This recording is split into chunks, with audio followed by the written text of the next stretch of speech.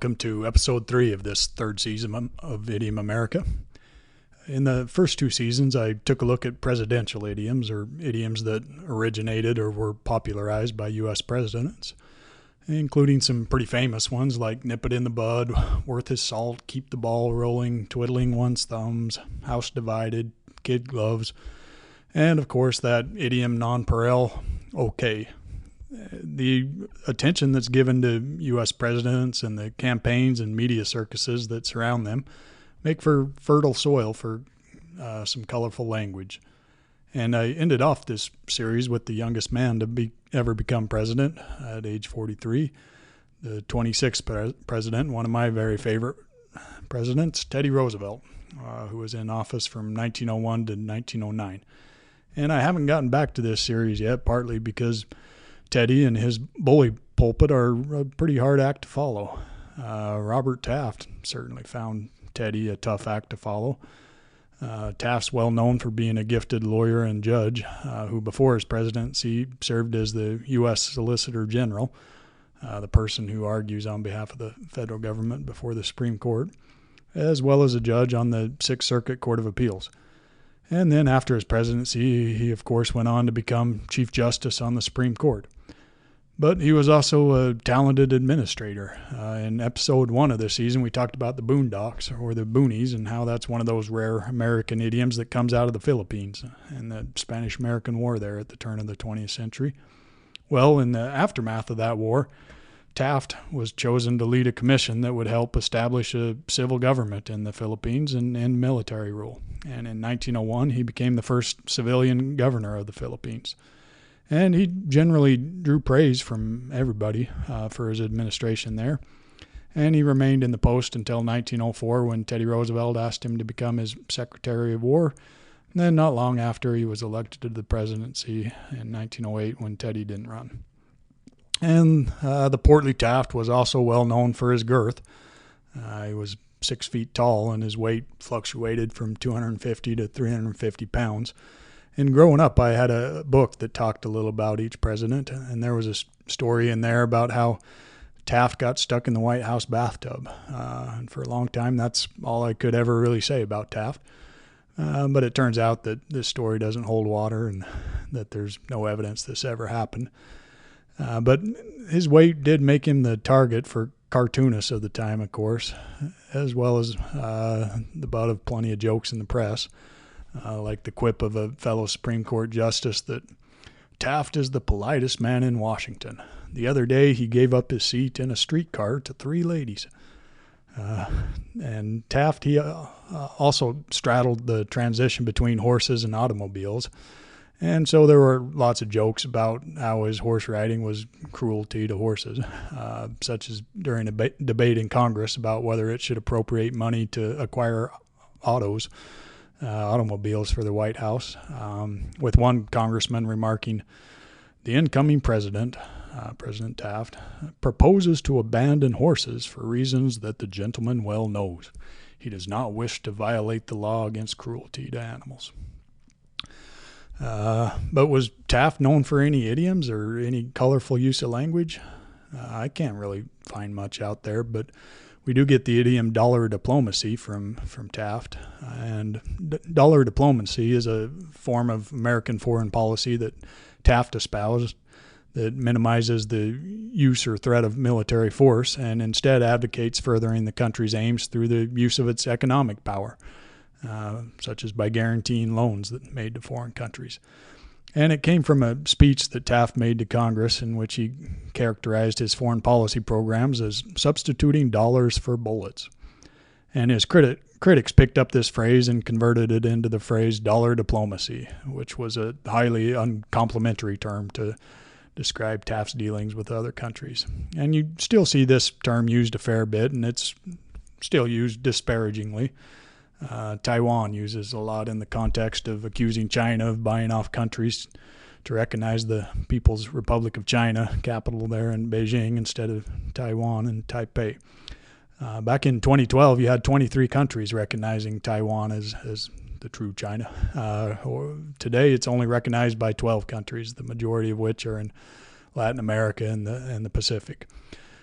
So For example, earlier this year, you had Honduras that switched from recognizing Taiwan to China, and Taiwan accusing China of engaging in dollar diplomacy by buying Honduras off with promises of lucrative investment and infrastructure funds. As an aside, China used to engage in Panda Diplomacy, building relations through the exchange of pandas with other countries, but that's coming to an end, it appears. From 1941 to 1984, China just gave other countries pandas, and then starting in 1984, it began to lease them instead of gifting.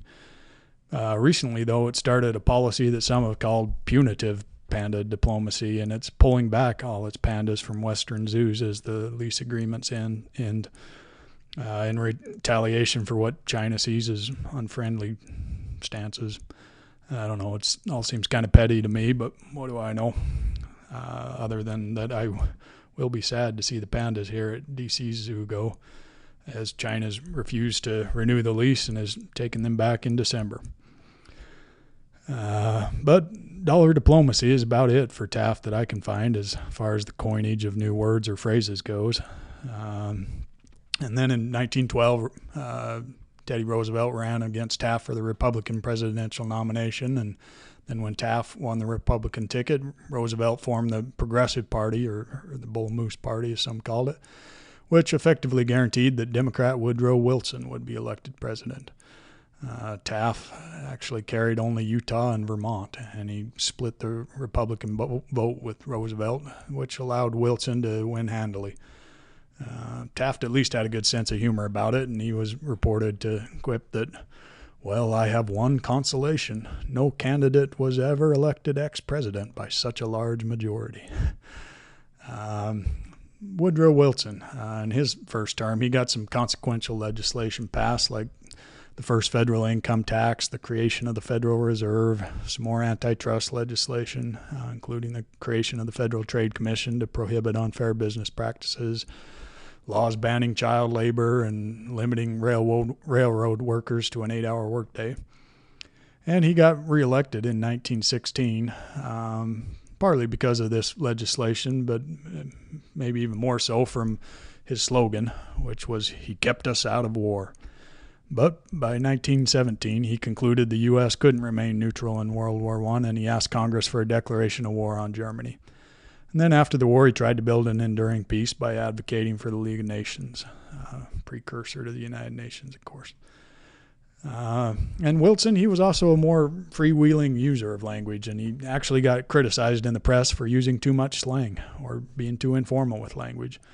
But that means that we do get some more linguistic innovation from him than we do from Taft, such as the term America First, which refers to a policy stance in the U.S. that generally emphasizes American exceptionalism and non-interventionism. Some critics have called it America Alone. And in recent times, this term is, of course, associated with Donald Trump, who used it all the time, and America First was actually the official foreign policy doctrine of his administration. But it was Woodrow Wilson who coined the term in 1915 in his bid to keep America neutral in World War I. And since then, it's had a pretty controversial usage. The KKK in their peak in the 1920s used the phrase, and it was known as the slogan in the foreign policy advocated by the America First Committee, which was a group that had 800,000 dues-paying members back in the day that was against the American entry into World War II. There's a cartoon from Dr. Seuss in 1941 in which a mother's sitting in a big overstuffed chair with America First emblazoned on her chest as she reads to her kids snuggled up close to her from a book of fables called Adolf the Wolf. And the wolf chewed up the children and spit out their bones. But those were foreign children, and it really didn't matter. It's safe to say that the term America First has often been associated with racism, and sadly it seems Wilson was no exception, as he's now widely recognized as personally holding racist views.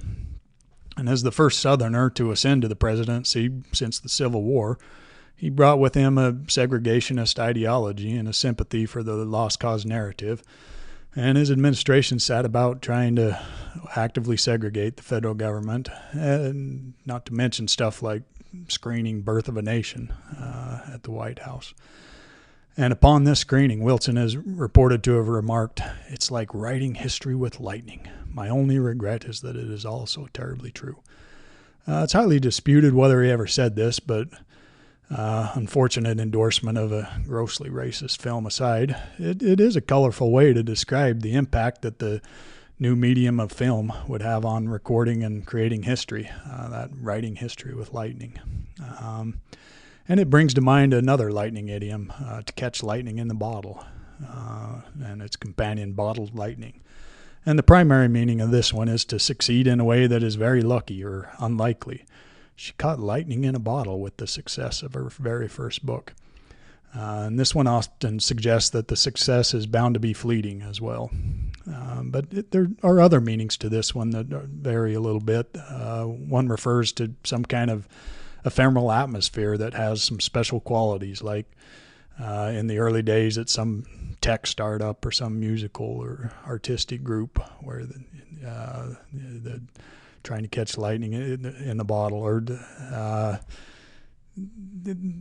finally it can also mean to do something nearly impossible, seizing the extraordinary, capturing something powerful and elusive. And this idiom goes back to Benjamin Franklin and his experiments with kites and keys and lightning, where he proved the electric nature of lightning and started to collect the electricity in Leyden jars for later use. One thing we can thank Wilson for is that we no longer have to apply the definitive article "the" as an honorific before Congress. Before Wilson, no one called Congress just Congress. It had to be the Congress. And Wilson innovated by just calling it Congress, and he took a lot of flack for it. And the next three presidents actually restored the but the dam had been cracked, and the eventually fell out of use. And Wilson also came up with some neologistic aphorisms like, "A man's rootage is more important than his leafage," which hits a bit differently these days now that Wilson's racist views rooted in the South are better known. But his use of slang like "we must get a move on," and "that is going some," put him in the same class of Lincoln, and his use of terms like "sugar-coated." Critics looked at it as undignified, others as expanding the language to include some valuable idioms.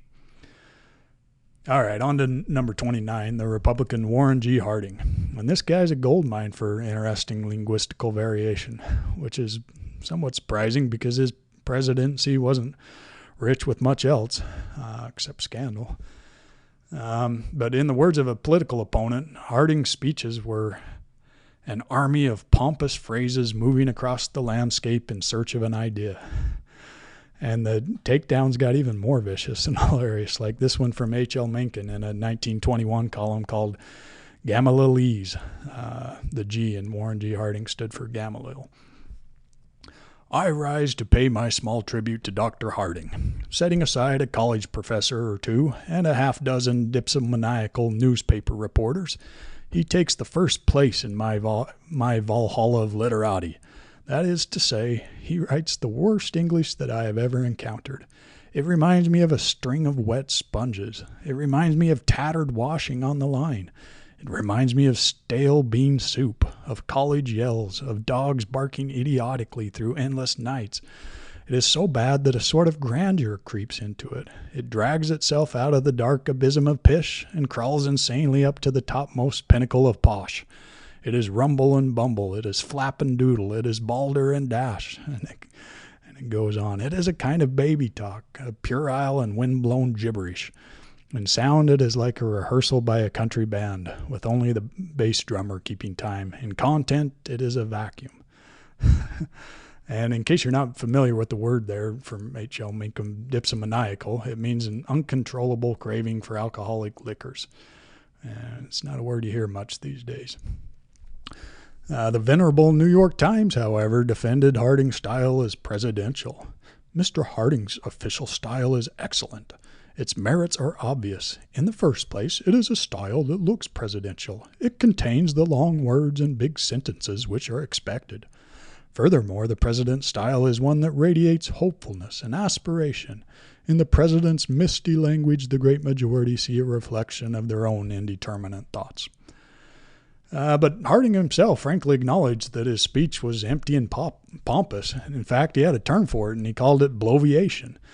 He seemed proud of it. And we have him to thank for the word bloviate, which means to talk at length, especially in an inflated or empty way, to write or speak verbosely and windily, to pontificate by employing and engaging a plethora of grandiose lexicographical constructions of multitudinous variety while conveying merely a modest modicum of actual content. But Harding wasn't the first one to use the word bloviate. It came there from Ohio, but he certainly plucked it out of obscurity and made it mainstream. He described bloviation as the art of speaking for as long as the occasion warrants and saying nothing. And as I say, the word originated in Ohio, where Harding was from, and there it meant idle chatter. And one etymology suggests that the word is a compound of blow in its sense of to boast, which you also find in another Americanism, blowhard. And then they added a mock Latin ending, the ation, to give it the self-important stature implicit in its meaning. And the height of Harding's bloviation might have come from his 1920 speech about adjusting to peace after World War I, with its no less than 7 pairs of alliterating opposites. America's present need is not heroics, but healing, not nostrums, but normalcy, not revolution, but restoration, not agitation, but adjustment, not surgery, but serenity, not the dramatic, but the dispassionate, not experiment, but equipoise, not submergence in internationality, but sustainment in triumphant nationality. I mean, this is crazy stuff. What does this mean? Not agitation, but adjustment, and not surgery, but serenity. Sense here, meaning, has been sacrificed for alliteration. But the alliterative pair from the speech that got the most attention was not nostrums, but normalcy. Not because of nostrum, which refers to a medicine, especially one that's not considered effective, that's prepared by an unqualified person, but because of normalcy, which pretty much means normality, the quality or condition of being normal. But it has now come to refer in particular to the normality of the general economic, political, and social conditions of a nation. And this is thanks to Harding's use here, as he coined the word in this speech pretty much. The oft-repeated story here is that Harding's prepared speech actually had the word normality, but that the candidate misread it. And then his campaign handlers, it said, decided to just really lean into it by using the word in their campaign slogan, which soon became return to normalcy. They've returned to normalcy. But it's possible that Harding actually intended to use normalcy in his speech, although normality was by far the more common usage at the time. Normalcy was not unknown, particularly in theological circles in some of the literature, and it's possible that Harding, a devout Baptist, had been exposed to the word through some of that theological literature. But whatever the case, there's no doubt that Harding made normalcy the word it is today. And one other phrase we have to thank Harding and his love of alliteration for is founding fathers, to refer to the late 18th century American revolutionary leaders who united the 13 colonies, oversaw the War of Independence, established the U.S., created a framework of government, constitution. Although people had used the term founders and the term fathers to refer to these men, nobody had put the two together until Harding, when he used the phrase in his keynote speech at the Republican National Convention of 1916, and then later repeated the phrase at his 1921 inauguration, and it started to catch on from there.